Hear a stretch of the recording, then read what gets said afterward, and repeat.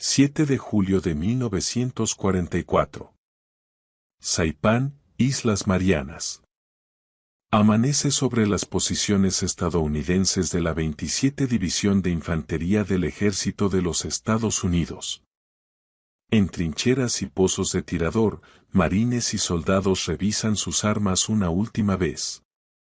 El teniente coronel William O'Brien, del primer batallón, 105º Regimiento de Infantería, empuña 2 pistolas Colt M1911A1, cada una cargada con 7 cartuchos de munición calibre .45 ACP. El objetivo es simple: sobrevivir al mayor ataque de bonsáis de la Guerra del Pacífico. A las 4:45 horas, la tierra tiembla en la oscuridad previa al amanecer y se escucha un sonido que perseguirá a los sobrevivientes para siempre. Miles de soldados japoneses gritan mientras cargan directamente contra las líneas estadounidenses. A la cabeza del ataque están los oficiales del ejército imperial japonés, con sus espadas katanas relucientes, seguidos por oleada tras oleada de tropas empuñando rifles a Asaka con bayonetas fijas. Entre ellos, los oficiales llevan el arma estándar de las fuerzas imperiales, la pistola Nambo tipo 14 con recámara para cartuchos de 8 por 22 milímetros. Lo que suceda a continuación demostrará la marcada diferencia entre los enfoques de dos naciones respecto de las armas de combate personales y revelará por qué las fuerzas estadounidenses llevaban lo que muchos llamarían el arma de mano militar más eficaz jamás creada. La Colt M1911A1 estadounidense había llegado al Teatro del Pacífico con una reputación ya forjada en las trincheras de la Primera Guerra Mundial. Diseñada por el legendario ingeniero de armas de fuego John Moses Browning y adoptada por el ejército de los Estados Unidos en 1911, la pistola de acción simple operada por retroceso disparaba el cartucho 45 ACP diseñado específicamente para un propósito: poder de detención. El 45 ACP lanzó una bala de 230 granos a 830 pies de distancia desde la pistola M1911A1 del gobierno. El cartucho funcionaba a una presión de cámara relativamente baja de 21.000 psi, pero su proyectil pesado y de movimiento lento producía una balística terminal devastadora. Las matemáticas eran brutalmente simples. Cuando se disparaba desde el cañón de 5 pulgadas del M1911A1, el proyectil 45 ACP tenía suficiente impulso para derribar a un hombre sin importar dónde impactara. La bala de 230 granos, que viaja a 830 pies por segundo, se incrustaría al impactar en lugar de sobrepenetrar. Esta característica lo hizo devastadoramente efectivo en el combate cuerpo a cuerpo, donde un solo disparo bien colocado podía acabar con una amenaza inmediatamente. En 1944, las fábricas estadounidenses habían producido 1.878.742 millones de pistolas 1911A1 para el esfuerzo bélico. La fabricación se había distribuido entre múltiples contratistas.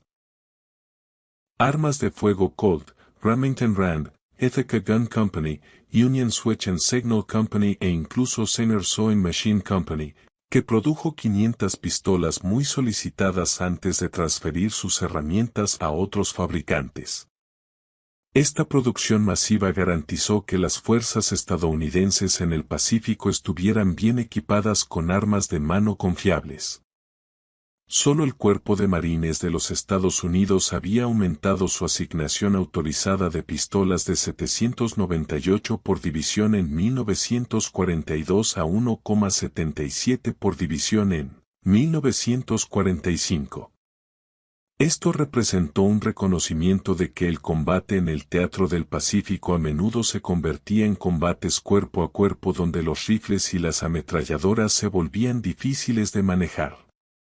Todos los oficiales de la Marina, muchos suboficiales, tripulaciones de tanques, Personal de artillería y unidades especializadas llevaban el M1911A1 como su principal arma de defensa personal. En marcado contraste se encontraba la pistola japonesa Nambo, modelo 14. Esta pistola, que lleva el nombre del coronel Kajiro Nambo y fue introducida en 1926 durante el año 14 de la era Teso, representó el intento de Japón de modernizar sus armas de mano militares. El tipo 14 era una pistola semiautomática con percutor lanzado, con un cargador con capacidad para 8 cartuchos y un cañón de 46 pulgadas. A pesar de tener un cartucho más que el M1911A1, el Nambo sufría limitaciones fundamentales de diseño y munición. El tipo 14 disparaba el cartucho Nambo de 8 por 22 milímetros, un proyectil de cuello de botella que lanzaba una bala de 100 granos a aproximadamente 1.000 pies de altura. Si bien esta velocidad era mayor que la del 45 ACP, la bala, considerablemente más liviana, tenía mucho menos impulso y poder de detención. El Nambo de 8 por 22 milímetros era dimensionalmente único. Su diámetro de bala de 321 pulgadas y el diseño de su casquillo con cuello de botella significaban que no compartía características comunes con ningún otro cartucho militar en todo el mundo. Este aislamiento complicó la logística y limitó el desarrollo de municiones. La doctrina militar japonesa requería que los oficiales compraran sus propias armas de mano, y el tipo 14 había sido diseñado para ser más asequible que las variantes anteriores del Nambo. A 78 yenes, todavía era caro, representando una parte significativa del salario mensual de un oficial, pero más accesible que el Nambo tipo B de 180 yenes que lo había precedido. Esta realidad económica significó que muchos oficiales japoneses en el Pacífico llevaban pistolas que eran fundamentalmente inadecuadas para el combate contra enemigos decididos. Los defectos de diseño del tipo 14 se hicieron evidentes en condiciones de combate. El mecanismo de seguridad requería 2 manos para operar, una para sostener la pistola y otra para manipular la palanca de seguridad ubicada sobre el protector del gatillo. Esto hizo imposible preparar rápidamente el arma bajo fuego o en condiciones de espacio reducido. El sistema de liberación del cargador era problemático. Las condiciones húmedas o sucias harían que el cargador se atascara, lo que haría que la recarga fuera difícil o imposible. A diferencia del M1911A1, el tipo 14 no tenía función de retención del cerrojo abierto, por lo que los operadores no podían saber inmediatamente cuando el arma estaba vacía. Lo más importante es que el cargador incorporaba una función de desconexión que impedía que la pistola disparara si se quitaba o se perdía el cargador. Si bien esto fue pensado como una medida de seguridad, significaba que un tipo 14 con un cargador dañado o perdido se volvía completamente inútil, a diferencia del M1911A1, que todavía podía disparar una bala en la recámara incluso con el cargador quitado. En 1944, Japón había producido aproximadamente 400.000 pistolas Nambo tipo 14 desde 1926. Esta cifra, aunque sustancial, palidece en comparación con la producción estadounidense. Estados Unidos había fabricado casi 5 veces más pistolas M1911A1 solo en los años de guerra, lo que demuestra la enorme brecha de capacidad industrial entre las dos naciones. La mañana del 7 de julio de 1944 pondría estos sistemas de armas a su prueba definitiva. El mayor McCarthy, de la 27 División de Infantería, describió más tarde el ataque japonés de los bonsáis como similar a una estampida de ganado de una película del oeste, excepto que los japoneses siguieron avanzando. El ataque había sido precedido por una noche de mucha bebida por parte de las fuerzas japonesas, en la que se consumieron cerveza y sake en grandes cantidades mientras los soldados se preparaban para lo que muchos sabían que sería su batalla final. El teniente coronel William O'Brien se encontró en el camino directo del asalto. Mientras los oficiales japoneses lideraban la carga con las espadas desenvainadas, O'Brien sacó sus 2 pistolas M1911A1 y comenzó a atacar a los objetivos a corta distancia. Los 45 proyectiles ACP demostraron ser devastadoramente eficaces contra el enemigo que atacaba. Cada bala de 230 granos que alcanzaba su objetivo derribaba inmediatamente a un atacante. El proyectil pesado transfiere toda su energía al objetivo. Cuando O'Brien agotó la munición de ambas pistolas, 14 balas en total, resultó gravemente herido en el hombro, pero continuó luchando. Basándose en la reputación de confiabilidad del M1911A1, tenía plena confianza en que cada presión del gatillo resultaría en un disparo. El diseño simple y robusto de la pistola significaba que la suciedad, la sangre y el caos del combate no afectaban su función. Después de gastar la munición de su pistola, O'Brien tomó el control de una ametralladora calibre 50 montada en un jeep y continuó su defensa. Su acción de retaguardia permitió que muchos de sus hombres retrocedieran y se reagruparan. Cuando los japoneses finalmente invadieron su posición, se encontraron al menos 30 cadáveres enemigos alrededor de su posición de combate final, muchos de ellos atribuidos a sus precisos disparos de pistola en los momentos iniciales del ataque. La historia del soldado Tom Baker de la misma batalla ilustra el papel del M1911A como arma de último recurso. Cuando se agotó la munición del rifle de Baker, utilizó el arma como un garrote hasta que se rompió contra los atacantes japoneses. Herido e incapaz de continuar la retirada con su unidad, Baker fue apoyado contra un árbol por sus compañeros soldados. Le encendieron un cigarrillo y le pusieron en las manos un M1911A1 cargado con 8 balas en el cargador, 7 en el cargador más una en la recámara. Cuando se encontró el cuerpo de Baker después de la batalla, el M1911A1 yacía vacío a su lado y 8 soldados japoneses estaban muertos en un círculo aproximado alrededor de su posición. Cada uno de los 7 cartuchos del cargador, además del cartucho en la recámara, había encontrado un objetivo, lo que demostraba tanto la precisión del arma como el efecto devastador del cartucho 45 ACP en manos expertas. Estos relatos no fueron incidentes aislados. En todo el teatro del Pacífico, el M1911A1 demostró su valor en innumerables enfrentamientos. Durante la campaña del Canal de Guadal en 1942 a 1943, hubo un momento de gran dramatismo en el puesto de mando de la división cuando un oficial japonés armado con una espada y 2 fusileros cargaron directamente hacia el almirante Archer Vander. Los marines armados con pistolas M1911A1 atacaron a los atacantes a corta distancia y las balas calibre .45 ACP demostraron ser capaces de detener a enemigos decididos, incluso cuando estaban en plena carga.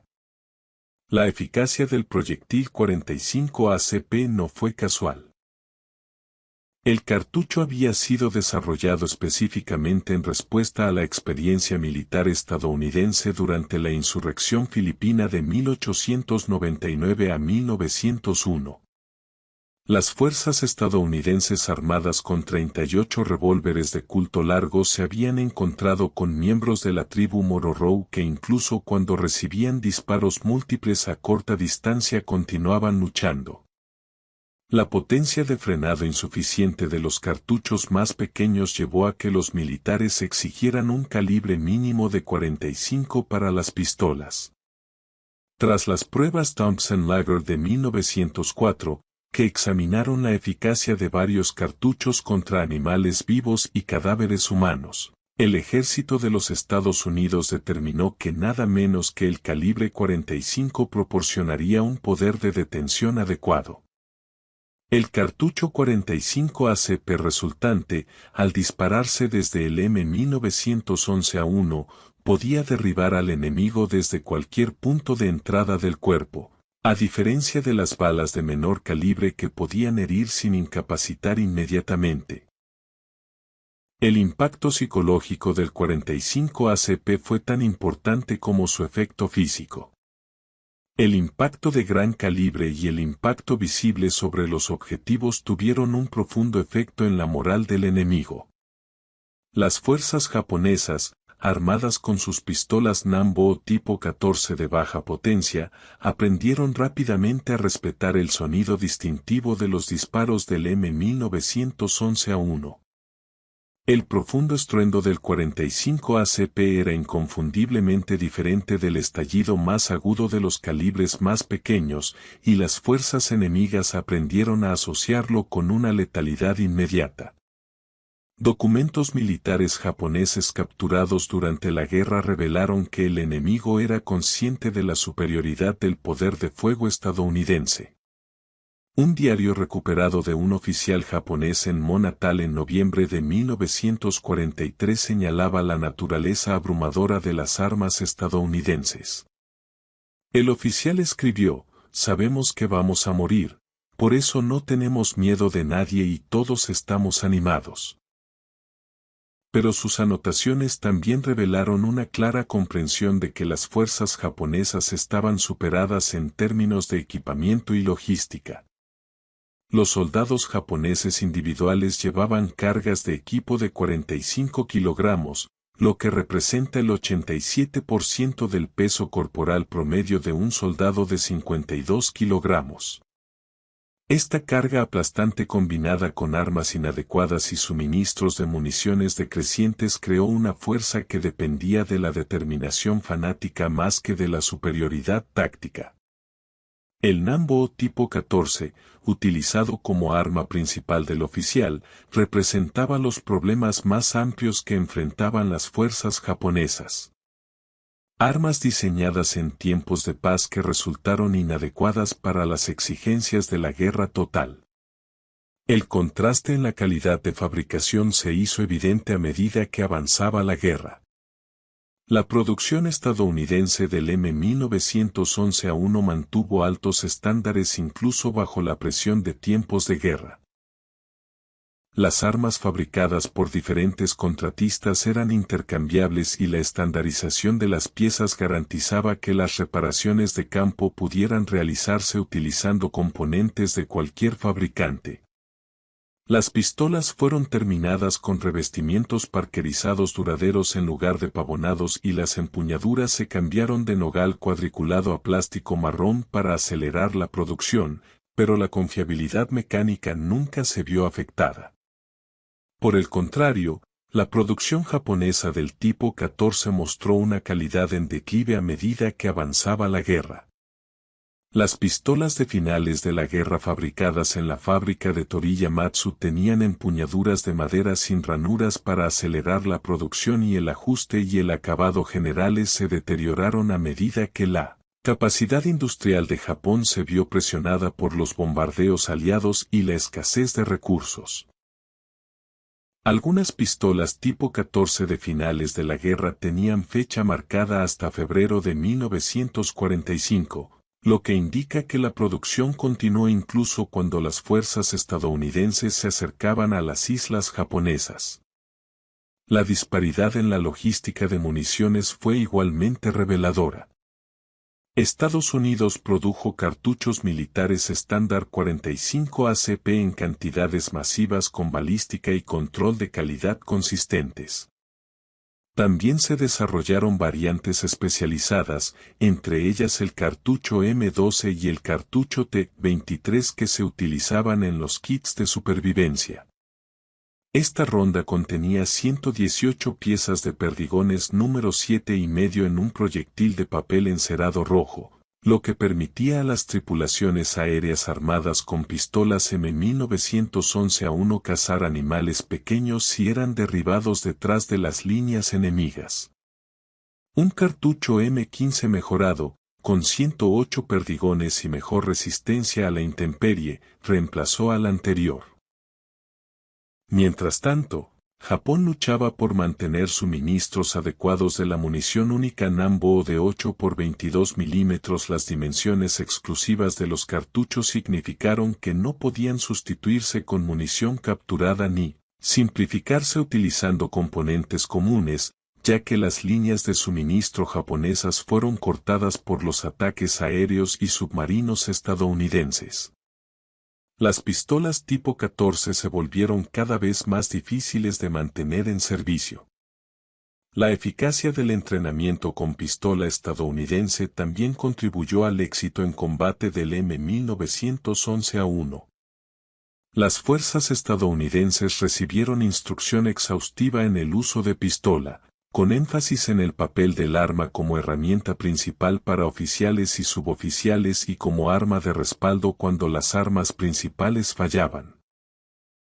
El gatillo de acción simple del M1911A1 proporcionó un tirón nítido y constante que mejoró la precisión, mientras que el peso sustancial de la construcción totalmente de acero ayudó a controlar el retroceso del poderoso cartucho 45 ACP.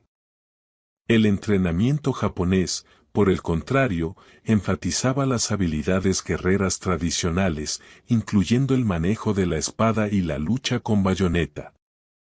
Si bien estas habilidades podían ser efectivas en el combate cuerpo a cuerpo, requerían una distancia de contacto cercana, algo que se volvió cada vez más difícil contra las fuerzas estadounidenses equipadas con una potencia de fuego superior. El Nambu tipo 14 era visto a menudo más como una insignia de rango que como una herramienta de combate práctica, y muchos oficiales recibían una formación mínima para su empleo. La confiabilidad del M1911 en condiciones adversas se volvió legendaria entre los veteranos del Teatro de Operaciones del Pacífico. La pistola funcionó en el barro del Canal de Guadal, el polvo de coral de Teraba, la arena volcánica de Eguoima y el terreno empapado por la lluvia de Okinawa. Su diseño simple y robusto significaba que el mantenimiento básico de campo podía mantener el arma operativa incluso en las circunstancias más difíciles. Las historias sobre la confiabilidad del M1911A1 se transmitieron de generación en generación en las unidades de la infantería de marina y del ejército. Las armas que habían sido sumergidas en agua salada, enterradas en arena o arrojadas desde aviones continuaron funcionando con un mantenimiento mínimo. Las tolerancias laxas que algunos críticos citaron como reductoras de la precisión en realidad contribuyeron a la capacidad de la pistola de funcionar cuando estaba contaminada con escombros, una ventaja crucial en las condiciones de combate del Pacífico. Los problemas con el cargador del Nambo tipo 14 se hicieron notorios entre aquellos que los encontraron. La combinación de tolerancias estrictas y la función de desconexión del cargador significaba que las armas expuestas a arena, barro o agua salada a menudo quedaban completamente inoperantes. A diferencia del M1911A, que se podía desmontar y limpiar rápidamente en el campo con herramientas mínimas, el tipo 14 requería procedimientos de mantenimiento más complejos que eran difíciles de realizar en condiciones de combate. A fines de 1944, mientras las fuerzas estadounidenses se preparaban para el asalto a las islas japonesas, la disparidad en la efectividad de las armas pequeñas se había vuelto inconfundible. Las unidades estadounidenses llevaban pistolas M1911A1 que habían sido perfeccionadas a lo largo de 3 años de experiencia en combate en el Pacífico. Las modificaciones basadas en los comentarios del campo de batalla mejoraron la confiabilidad y la ergonomía, mientras que la calidad de fabricación se mantuvo constantemente alta a pesar de los volúmenes de producción masivos. Mientras tanto, las fuerzas japonesas se enfrentaban a una escasez crítica de municiones, repuestos e incluso armas básicas. Muchas unidades de finales de la guerra estaban equipadas con una mezcla de armas capturadas, sistemas obsoletos y equipos producidos apresuradamente y de calidad decreciente. El Nambo tipo 14, a pesar de sus 18 años de vida útil, nunca había evolucionado para satisfacer las demandas de la guerra moderna. La invasión de Okinawa en abril de 1945 representó la prueba final más sangrienta de estos sistemas de armas. Durante 82 días de brutales combates, las fuerzas estadounidenses se enfrentaron a la resistencia más fanática de la Guerra del Pacífico. Los defensores japoneses, sabiendo que Okinawa representaba la última gran barrera antes de que las islas de origen lucharan con desesperada determinación. Las fuerzas estadounidenses perdieron más de 12.000 muertos y 36.000 heridos al tomar Okinawa. Pero las pérdidas japonesas fueron catastróficas. 70.000 militares muertos y entre 100.000 y 150.000 bajas civiles. La disparidad en eficacia entre las armas pequeñas estadounidenses y japonesas jugó un papel crucial en este resultado.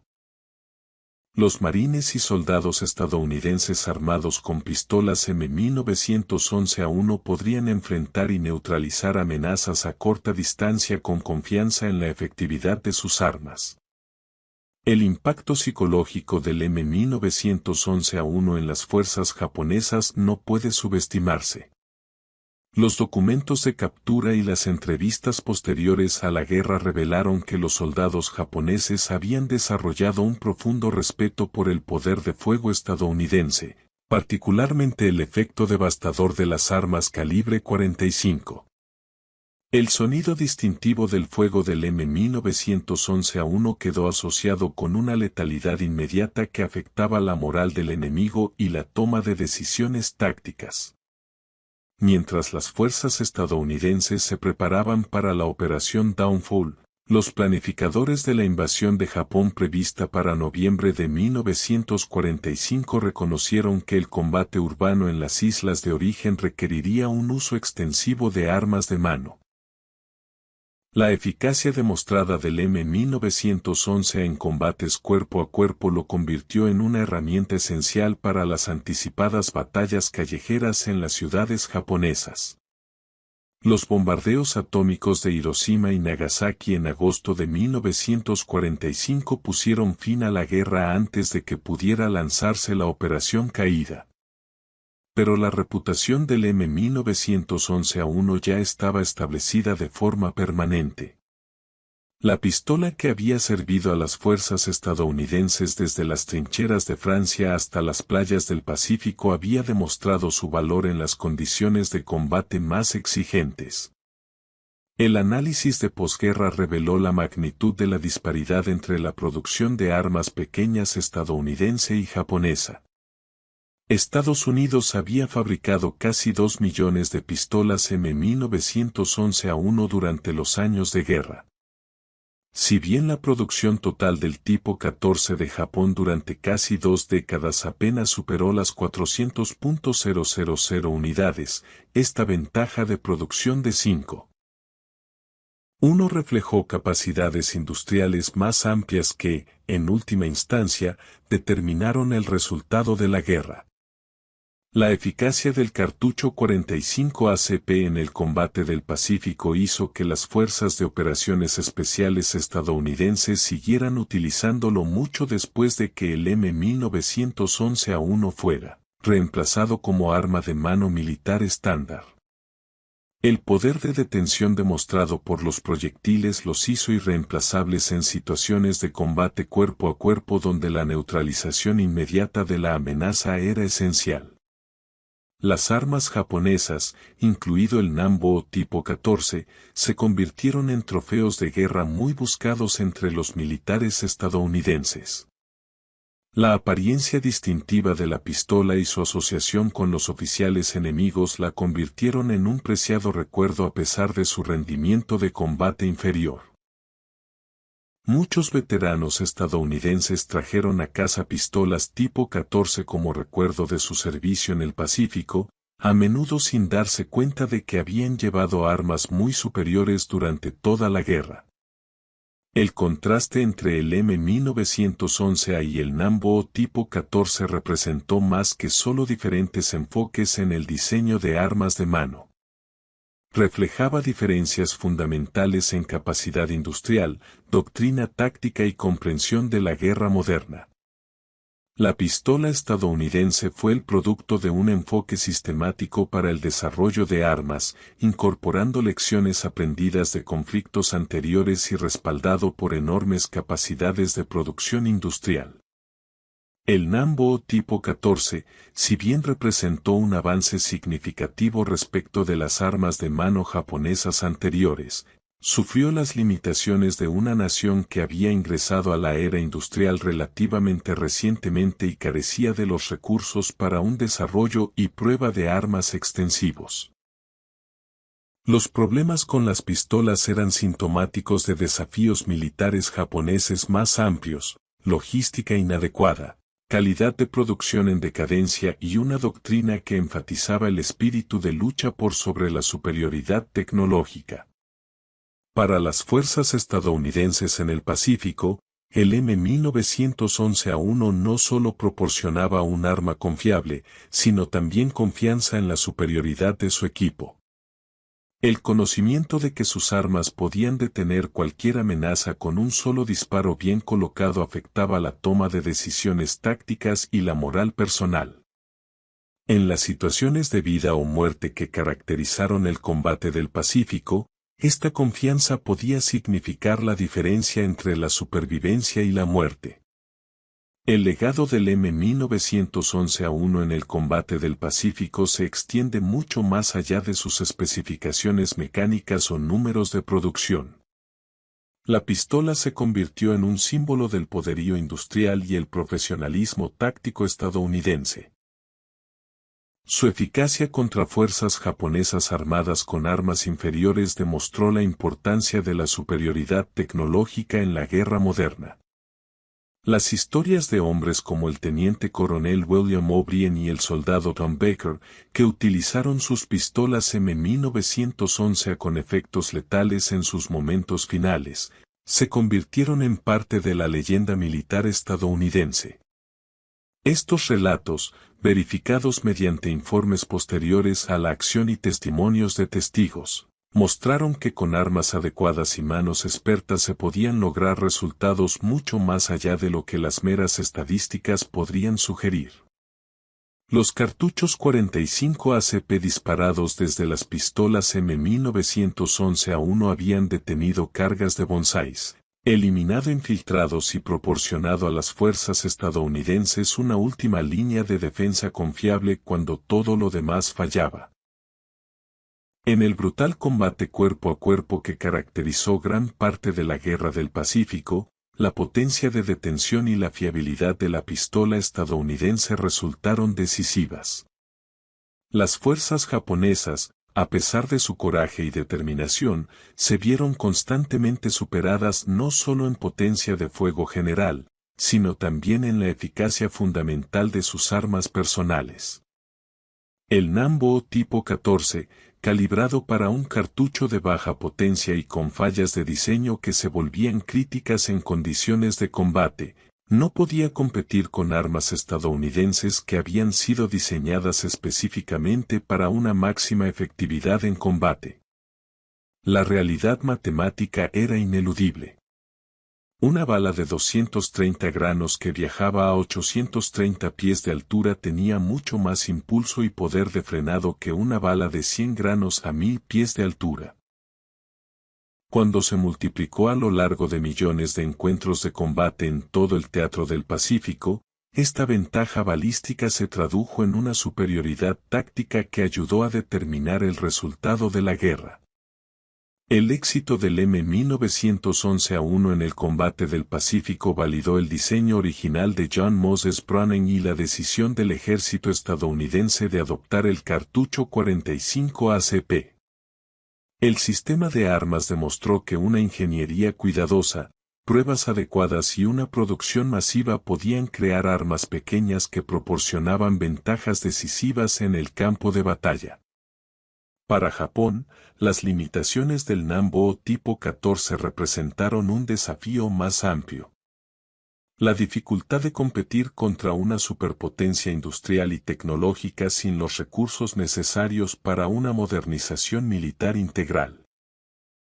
Los problemas con las pistolas eran un microcosmos de la situación estratégica general de Japón, obligado a confiar en el espíritu de lucha y la innovación táctica para compensar las desventajas materiales. La Guerra del Pacífico demostró que en la guerra moderna, la calidad y la cantidad del equipo podían superar incluso a la oposición más determinada. Las fuerzas estadounidenses, armadas con armas superiores como el M1911A1 y respaldadas por una producción industrial masiva, desgastaron gradualmente la resistencia japonesa mediante una pura superioridad material. La eficacia del proyectil 45 ACP en el combate del Pacífico influyó en el pensamiento militar estadounidense durante décadas. Incluso después de que la M1911A1 fuera reemplazada por la Beretta M9 en 1985, las unidades de operaciones especiales continuaron usando pistolas calibre 45 para situaciones que requerían máxima potencia de detención. Las lecciones aprendidas en el combate del Pacífico sobre la importancia de neutralizar inmediatamente las amenazas continuaron dando forma al desarrollo de armas pequeñas estadounidenses. El contraste entre las armas de fuego estadounidenses y japonesas en el teatro de operaciones del Pacífico cuenta, en última instancia, una historia más amplia sobre la guerra industrial en el siglo XX. Las naciones que podían diseñar, producir y utilizar equipos superiores en cantidades masivas tenían ventajas decisivas sobre aquellas que no podían hacerlo. La comparación entre el M1911A y el Nambo tipo 14 ilustra este principio en el nivel más personal en manos de soldados individuales que luchan por sus vidas. El éxito del M1911A1 en el combate del Pacífico aseguró su lugar en la historia militar y la cultura popular estadounidense. La pistola se convirtió en sinónimo de eficacia en el combate estadounidense, fiabilidad bajo presión y el triunfo de la ingeniería superior sobre alternativas inferiores.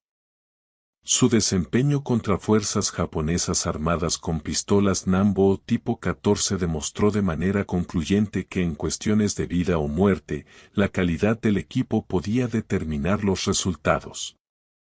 La precisión matemática de la balística del 45 ACP de 230 granos a 830 pies de altura se tradujo en una efectividad en el campo de batalla que las fuerzas japonesas no podían igualar con sus balas de 100 granos a 1.000 pies de altura.